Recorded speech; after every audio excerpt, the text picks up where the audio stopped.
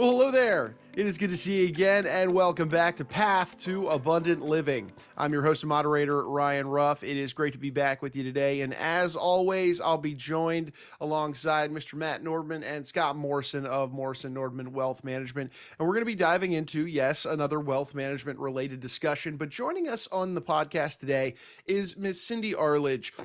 Now, Cindy brings a really unique perspective to the table. And if you're a frequent viewer or listener of our show, you know that we've talked about this idea of wealth transfer and how there are a slew of different, concerns along the way. You want to make sure that that wealth transfer doesn't destroy, maybe a beneficiary's ambition or love, or also those relationships that are also factored into that equation, right? That family disharmony that we've talked about in prior episodes. Well, we're going to be double clicking and diving a little deeper into this idea of legacy planning. And Cindy's going to frame up what this means in just a moment. But first, I want to go ahead and bring the guys out and say hi. Matt, Scott, it's good to see you guys this morning. How you doing?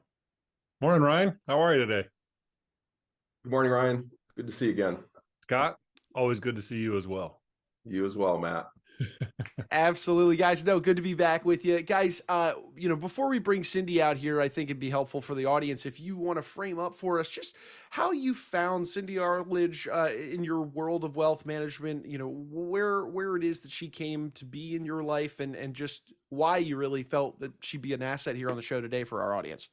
Sure, Ryan. So twice a year, well, at least twice a year. So we're part of a group, a mastermind group, and where we're reviewing those strategies and tactics, right, of the ultra high net worth, and how can we bring those down to people who don't have $500 million or more, right? That's the problem most of us face. But we've had some success, and so okay.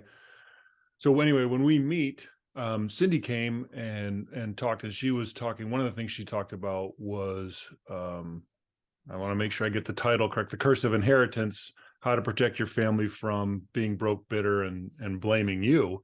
And so it was really intriguing as someone who's gone through it with a lot of clients as well as family members of, this idea of a legacy, and whatever that term you want to use of, okay, you have your grandparents, your parents, or whatever, and saying, okay, they've built this, whatever this is, and now how do you transfer or pass it on in such a way that you don't create all these hard feelings. And so it was really, really intriguing to hear all the statistics and information she had. And I said, you know what, as many people as possible need to hear this, whether whether you have that 500 million or more or less than that. We're all going to have something that we're going to pass on. And do we want to be purposeful and intentional about it, or do we just want it to happen? We are, and Cindy can touch on this as well, we are in the most abundant times in the history of the world, where you're going to see the greatest transfer of wealth. And some say the number is upwards of $68 trillion, which is an obscene amount of money that's going to pass from that baby boomer generation on down. And so again, it's, what do people want to have happen? It's not what do they want to have happen while they're here and or when they're not here. And because it's going to happen to all of us. And so, Warren Buffett has that, I don't know if you've ever heard that quote that he says is, because he's not going to leave all his wealth to his kids. He says, I want to leave my kids enough so that they'll do something, but not so much that they'll do nothing. And so when you're kind of looking at your own situation, it's like, well, what should I do? What can I do? And, I don't know what I don't know. So how do we get started? And so we thought, man, Cindy would be a great asset to so many people. Well, fantastic. No, I appreciate you framing that up. And I want to read a little quick bio here about Cindy, just to frame things up from a broader perspective for our audience. I mentioned earlier that idea of kind of squishing somebody's ambition or drive with the transfer of, let's say, a massive amount of wealth, and not only the ambition and drive, but also the relationships along the way, with each other, family members, friends, maybe even.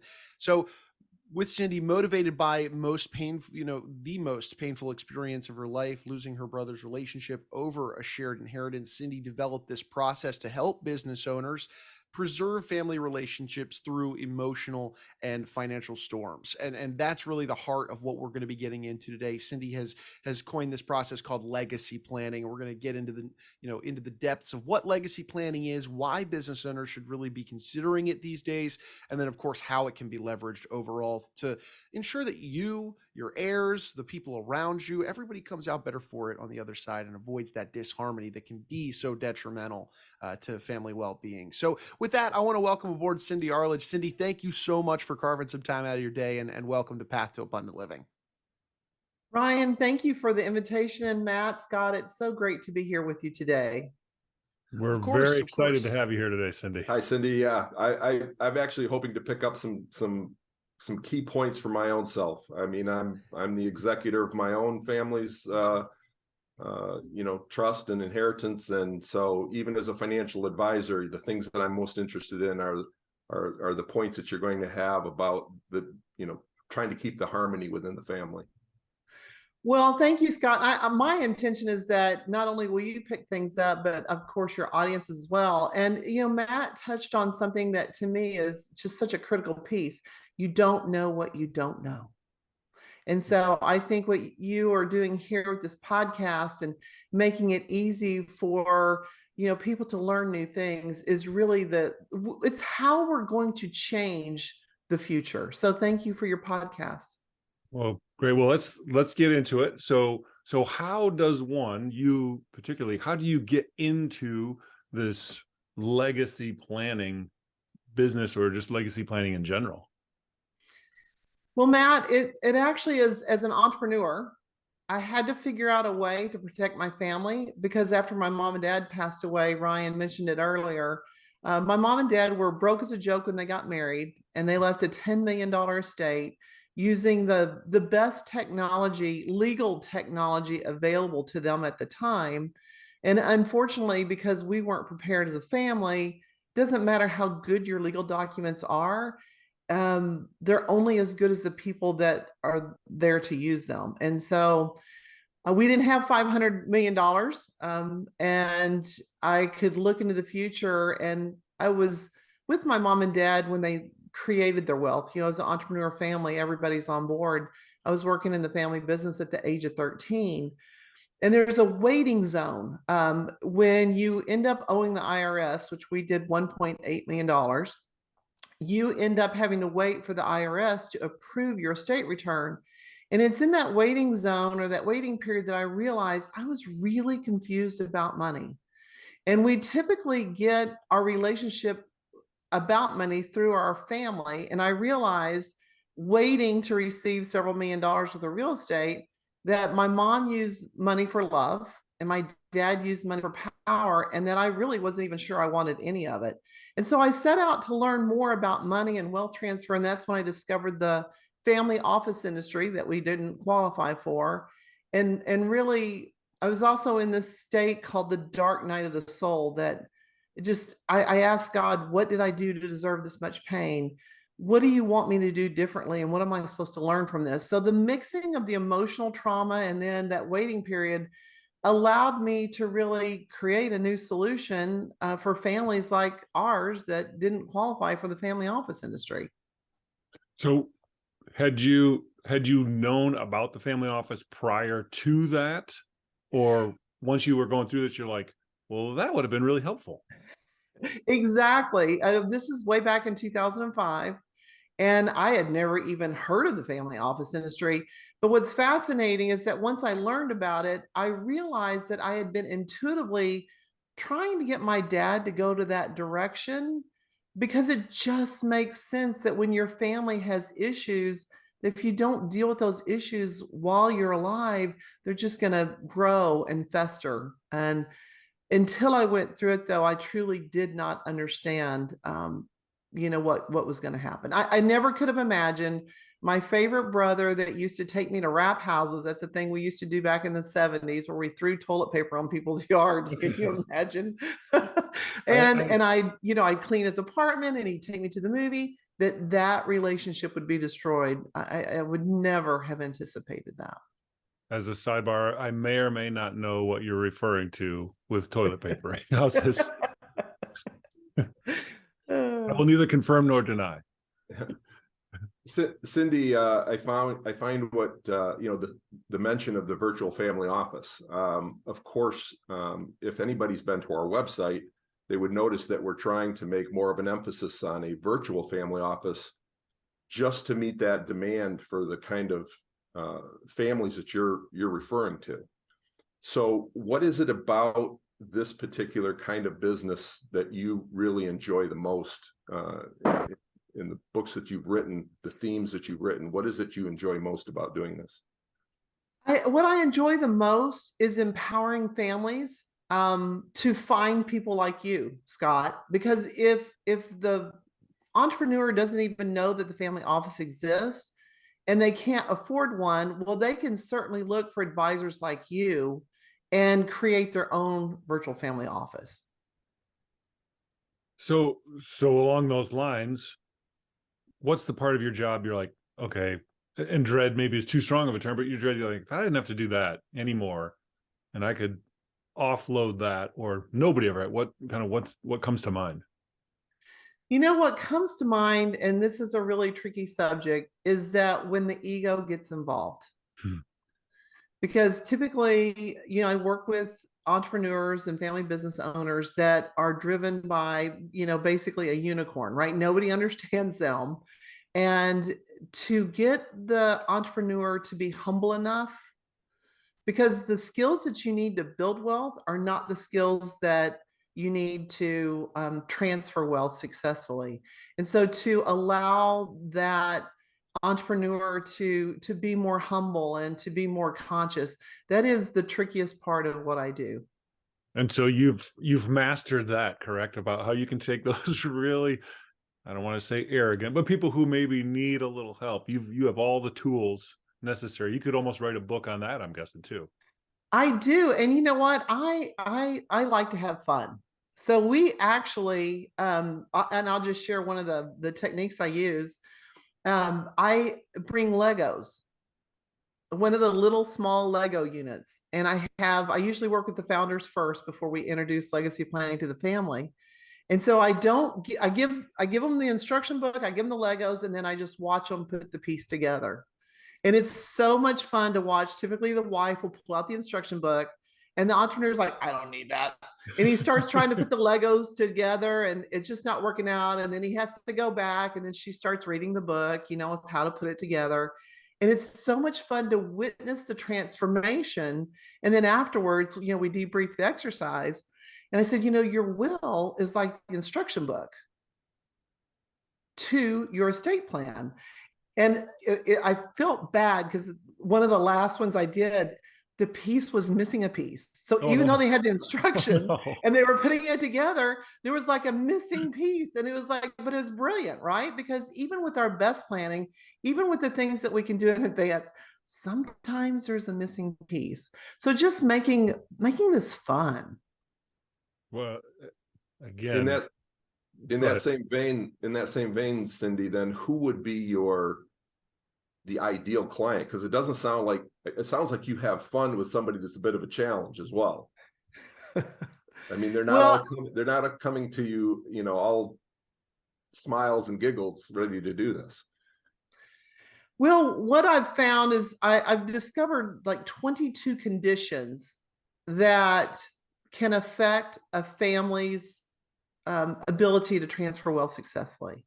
And 22? I offer free risk assessment. And what's fascinating is to watch that entrepreneur identify the conditions and go, yep.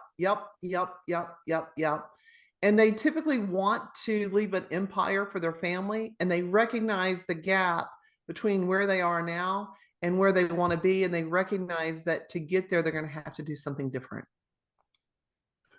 So in that situation of these people that you're working with, kind of like what's keeping them up at night to say, oh, I need to contact Cindy, or when you're going through the process with them, what's keeping them up at night? What's keeping them up at night is, I'm going to just be straightforward with you, thinking that their kids don't have the ability to be successful in the future. as an older adult, they understand their kids don't know how to manage money. They realize that they may have some broken relationships, that in their effort to create their wealth, they may have missed a couple baseball games. And they look into the future and they like, how is my wealth going to affect my children? Is it going to destroy their ambition drive? Are they just going to waste it? What's going to happen? Cindy, on this show, we talk a lot about the importance of finding the right wealth manager for you, working with the right person that understands you, and having that wealth manager get to know you on such a deep, granular level. And a lot of that is done through obviously face-to-face interactions, but the COVID pandemic really threw everybody a curveball with getting that face-to-face time, getting that one-on-one time, and having these types of conversations that are so granular and so deep in somebody's life and their emotions and their goals. There's a lot to unpack there. When COVID came about for you in this realm where you're having these types of maybe not tough, but granular conversations with folks, how did COVID impact your world and this business as a whole? Did you have to pivot in some ways, shapes, and forms? Did you find things that did work and find things that didn't? What was the impact of COVID on you?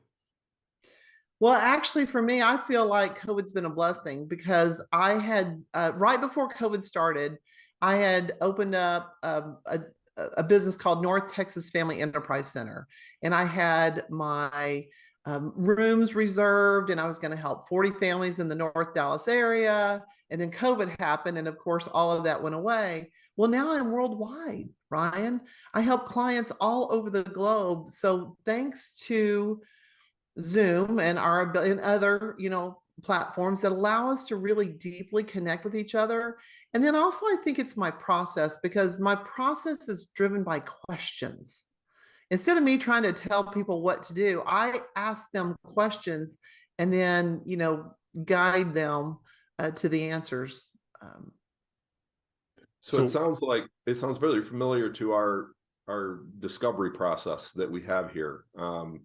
Where we spend a lot of time asking questions and really hold ourselves back from pulling product out of the bag, trying to, just jump right into solutions with investment products and things like that. And it really kind of parallels what you're doing here in terms of the psychology behind the transfer of wealth.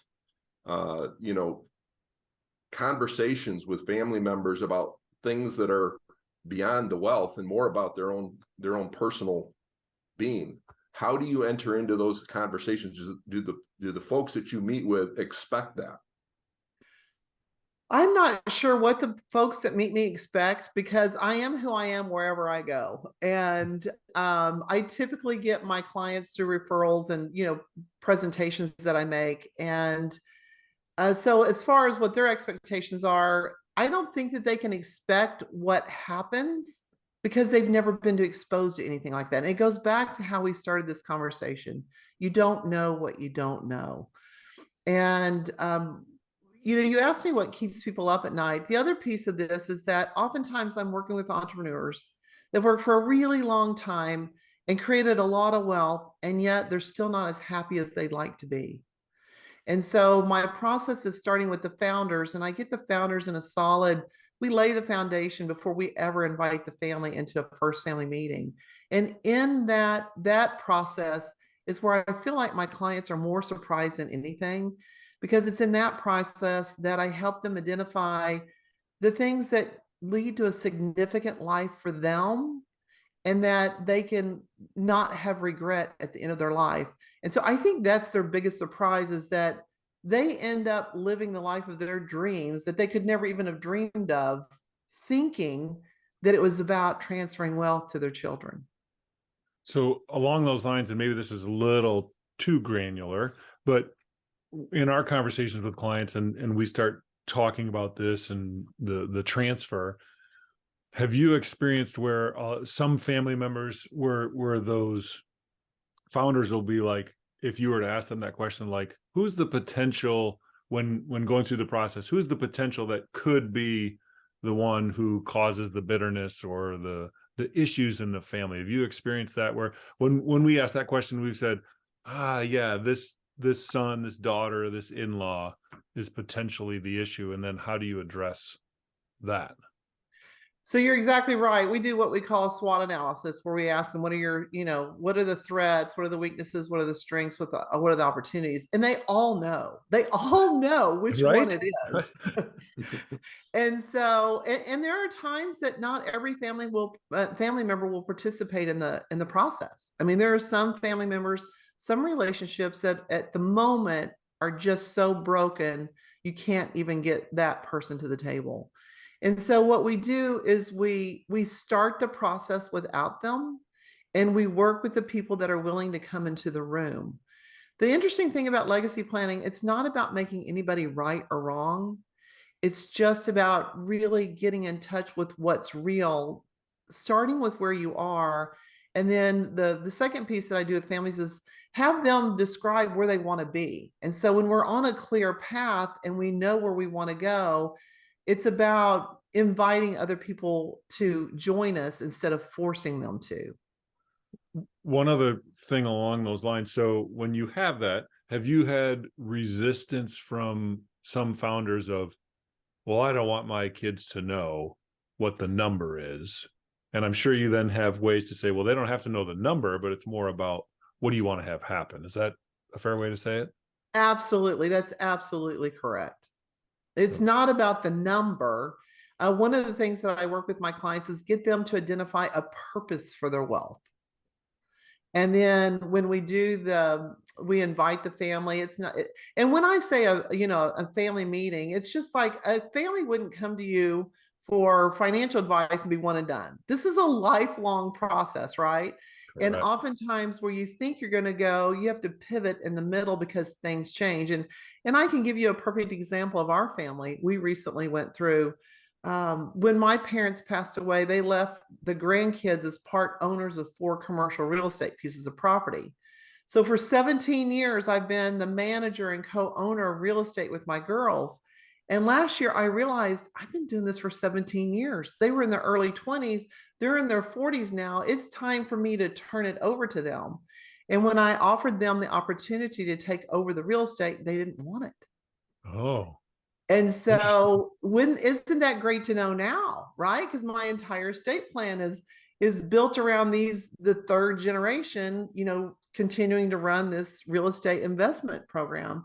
So 17 years later, given the opportunity, they said no. So now my husband and I, with the kids, will pivot and we'll figure out a new future. And that is so much more empowering because they're part of the baton pass, right?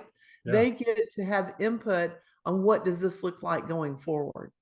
Well, and correct me if I'm wrong, but that's a testament to your parents of, okay, it's continuing. Maybe it's going to look different because it's maybe not going to be that real estate, but now it's going to be something else, but it continues. And it's not, as you've talked about, I know you talked about last fall and in the books and everything, it's like, it's not gone by that next generation where it's wasted or blown or just completely, gone. Well, exactly right. And it's about passing first of all, people need to know how to manage wealth. Like, unfortunately, there's a lot of people that don't even know how to balance their checkbook. I mean, Right. it's just, and I have found even with my own kids that they don't want to listen to me. We hosted a half-day workshop for our kids and their husbands, and we had the attorney, the financial advisor, the CPA. And when we finished the day, one of my daughters came up to me. She goes, "Mom, I learned so much." And she was telling me all about what the financial advisor said. And I just was wanting to go, that's the exact same thing I've been telling you your whole life, but I'm so glad that you could hear it from the financial advisor. And so coming in as an advisor to deal with the family harmony, I feel like now we've really given families a chance to succeed. Which is fantastic, because that's ultimately the goal, right? Is, you have, whether it's you and your family or, previous generations of all this hard work that they've put into wanting to pass on and make things better for their kids and grandkids and helping them achieve, like you said, what is it that they want to have happen. So fantastic. Cindy, you're an author, and your most recent book, let me get this right, author of the Family Emergency Handbook, 3 Steps to Protect Your Health, Wealth, and Loved Ones. That's just recently come out, right? In March 3rd. Yes, sir. So, I publish on birthdays. So I published that one on my son-in-law's birthday. okay. I just wondering, I mean, how much of this discussion that we've had is as recent as the content in the book? I mean, is it something that, what possessed you to want to write this book? Well, so what I've discovered is that it's easier to prevent a loss than it is to recover from one. So just think about that. I mean, in your health, it's easier to prevent a health crisis than it is to recover from one. Financially, it's easier to prevent a loss than it is to recover from one. And what I've discovered is that most families at the basic level are unprepared to thrive. They don't have the legal documents they need. They haven't talked about end of life plans. They're just avoiding the whole topic of aging, death, and money. And I like to joke that if you want to clear a room, just invite me to come speak, because I'm going to talk about those things. And with my private clients, this aspect of what I do for them, helping them prepare for emergencies and chaos, was the most impactful step. And my goal is to help 1 million families. So this is the most granular, detailed. If 1 million families did this, our entire world would be a better place. And the idea for this book came when my ex-husband had a stroke. And we have a great relationship. We have 5 grandkids together, but there's a reason why we're divorced. And I realized that when my daughters had to drop everything to help him, and he's doing great now, I dropped everything to help my daughters. And even though I wouldn't drop everything to help my ex-husband, because he's in my daughter's inner circle, he's in my ecosystem. And so this being unprepared, I was watching the news, and we had a hurricane go through Houston, and there was first responders in a boat bringing water and really reducing the impact of the storm to the community. And I thought, wouldn't it be great if every family had their own first responders team that was trained and had the resources to reduce the impact of an emergency situation for the family? So that's what this book is about. That's fantastic. So along with everything that we've talked about, and just if we can go a little bit longer, so how did your parents impact your relationship with money growing up, and then as you're coming from an entrepreneurial family, like how did that impact you then, as well as continuing to this day? Well, my father hired me when I was 13 years old. Wait, I have a question. When you say hired you, was that you're hired and you were looking for a job, or it's, hey, you're hired? Well, and here's the funny thing about it. He didn't tell me till he was dying of lung cancer that he had planned it. I had always wanted a horse. And he knew that the tax laws were that he couldn't pay me a salary legally until I was 13. So he waited till I was 13 years old and said, hey, I'll buy you that horse now, but you got to earn enough money to pay for it. He knew that I was so motivated by having a horse. I loved working. So I became the junior bookkeeper and president of his trucking company. We had 3 portable transport trucks, and we were wholesaling cars across the nation. I was thrilled to go to work because then I got to go ride my horse. And so he used my massive passion for horses to hire me, and he waited till he could write it off with the income. So back to the parents, he told me at the end of his life that he'd been training me my whole life. And I thought, why not be more upfront with that, right? Let's be upfront, and let's really put our next generations into a really good training program, but we'll have someone else run it, like advisors, and we'll get outside advisors to do that. But I already had shared that I was confused about money. And so one of the things that I've discovered is that if you want to be successful in life, you have to be proactive in your learning and really identify the things that you don't know. And everybody's different. One daughter was really good with money, but she wasn't very good with communication. So we bring in communication pieces. you with this legacy planning, we're able to identify from the founder's point of view and even from the next generation, what is it that you want to learn, and bring in experts to really improve the human capital, right? What people know at the family level. And then when you build that as a systematic system, that's how you build that generational wealth and family harmony. That's great. And so what I'm guessing part of it is what it sounded like your dad helped you find your why. It's like, oh, you want this horse? Hey, here's a great way for you to get this horse. So we work with a gentleman named Chris Johnson from On Target Living, health, fitness, performance. And one of the things he says is your why has to be bigger than your butt. And so I'm guessing it's very similar when you discuss things with founders. It's like, well, why, what do you want to have happen and why do you want to have it? And then that will help, for lack of a better term, motivate them to take the steps necessary in their plan. Is that, again, a fair way to say it? Yeah, absolutely. And what I've typically found is that when you ask somebody, why, you have to go like 5 deep. Like the original why isn't the why. And you can know that you get to the real why when there's emotion involved. Exactly.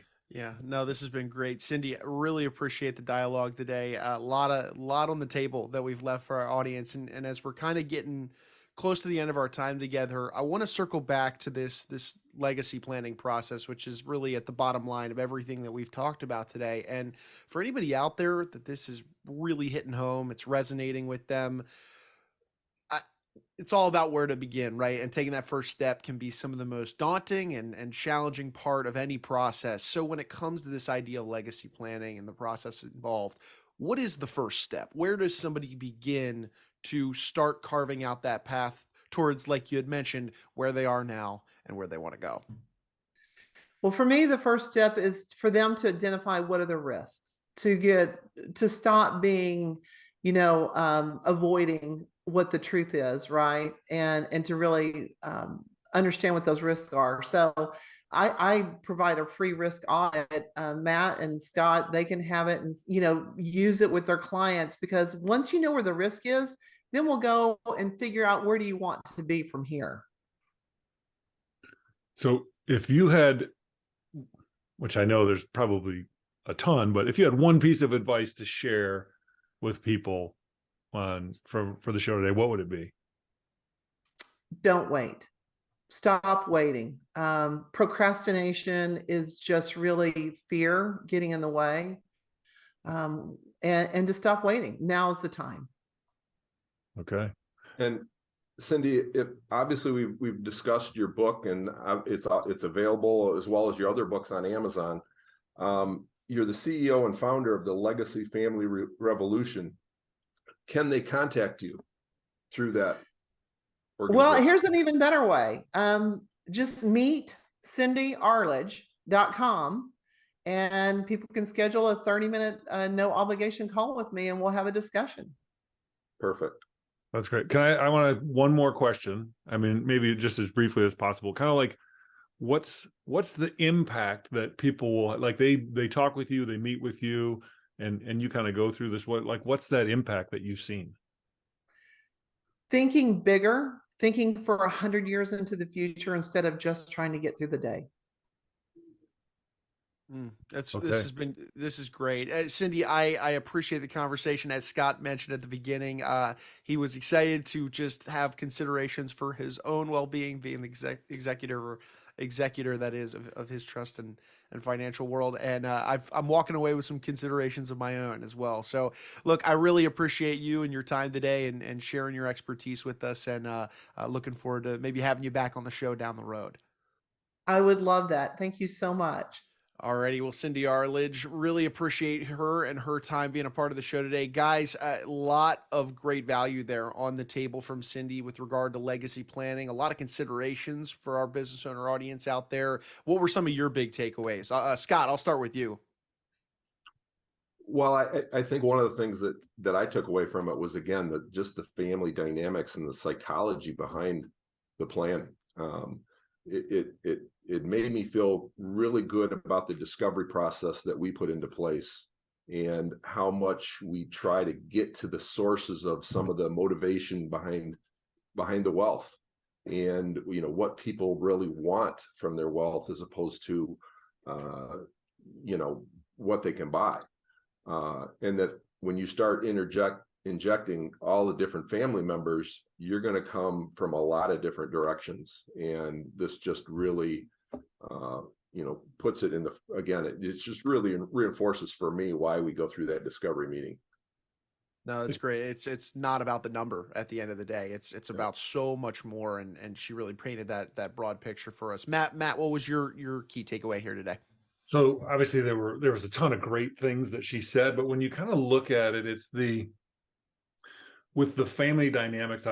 Scott's heard me say it, if he's heard me say it once, it's 100 times that all families have some level of, again, for lack of a better term, dysfunction, right? Is it just a little bit and we can get together at holidays and, weekends or whatever? Or is it like, hey, for those who are of a certain age, we're going to be on Jerry Springer, right? And it's somewhere in between there. But having a process in place can really, eliminate or reduce a lot of those potential pitfalls, in the future. Like, when we talk to Cindy, it doesn't matter if it's 25,000, 25 million, or, 25 billion. It's, we all come to the table with our family dynamics, and whatever it is that those founders or the parents or grandparents want to have happen, it's being purposeful and intentional. And we talk about this all the time, being purposeful and intentional about what it is that you want to have happen, and having then that team in place around you to help, because we don't know what we don't know. So having people who have experienced that and have the expertise and the knowledge to help you walk through that path. I joke all the time. I can't fix my car, right? I joke from, it's as George would say on Seinfeld, it's the Johnson rod, right? I don't know what it is. It needs blinker fluid. So it's kind of like, okay, well, how do you then go to that expert or have someone help you through that process? And Cindy is someone who can help, or the existing team that you have, make sure you have that team around you that can then help you navigate what it is that you want to have happen. What do you think of it, Ryan? No, I loved it. I think it's really easy in those moments of big wealth transfer to get lost in that number, that we've talked about. And while yes, maybe you can now go buy the shiny new object that you were excited about, that feeling is fleeting. And at the end of the day, the wealth that's accommodating that, this family, your maybe your significant other, your brothers and sisters that were involved in this process, it all comes back to the family values. And I know we talk a lot about values on this show with regard to your discovery process, or just frankly any conversation, because values really lies at the core of how everybody spends their money.